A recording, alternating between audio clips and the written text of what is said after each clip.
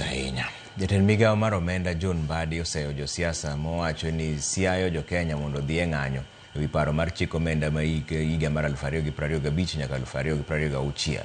Onyiso josiasa go mondo osom makare parono kendo fweny kidienje madiher mondo gigol oko. Mbadi ne oloso e kinde mano bago romo kod oganda jo Kenya e kar bago romo ma Jivanji buore Nairobi kaendi bang' timo limbe dukni mag simu ka oloso gi johala kendo lero ne gi weche motenore gi paro mar chikno. Kaka jofwambo marwa Efi Nyakidi leronwa jokanyo mamoko e sectors mag ohala kod loso mwandu bende nopedho dwaro magi ewi paro mar chikno. Pogore gi kaka jotend migepe mamoko mag omenda osetimo e kinde mokalo. Jatend migawo mar omenda John Mbadi olimo kuonde ohala mag uso simbe chuny boma ma Nairobi matwak kendo chiwo lere ewi paro mar chik omenda ma higani mar 2026. Thor weche ne oriwo weche ma osuru ma jo ohala chich ni dhi mednegi kaponi paro mar chik omenda no okalo. Ranyisi en osuru mar 25% ma jo ohala mag simbe ywak ni pok giyudo tiende malong'o. Tueleze vizuri kwa hiyo 25% inakava nini?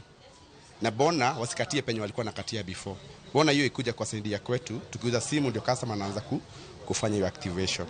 We had some other taxes, kuna import declaration fee, there is railway levy, which I don't know how it comes into phones.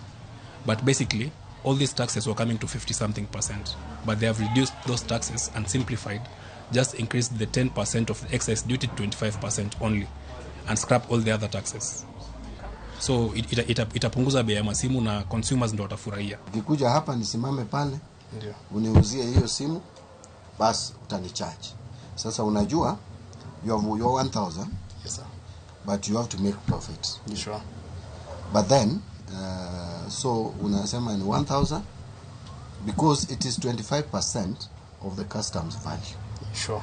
Bang' twak gi johala, Mbadi bagoromo gi oganda kod jokanyo mag bunge la wananchi e kar bagoromo ma Jivanji kama ochiwo ler ewi osuru no mar 25% kowacho ni obiro kelo fuong'ruok ne weg ohala ma simbe kaluwore ni osuru ma gisebedo ka gichulo ni malo. Osuru go oting'o mano miketo ne mwandu mowar kowuok pinje maoko kata import duty mar 25%, osuru machielo ma otisi ni excise duty mar 10%, osuru mar VAT mar 16%, mano mar import declaration fee mar 2.5% kod madhi aguch bero sector reru kata railway development levy mar 2%.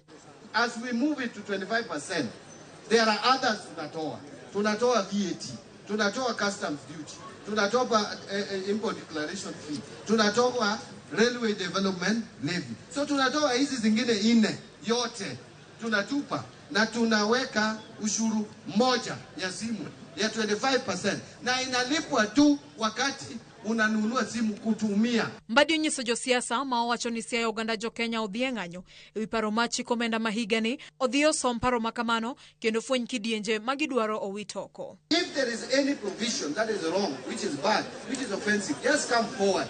Don't generalize and give a blanket condemnation about the bill and tell Kenyan reject.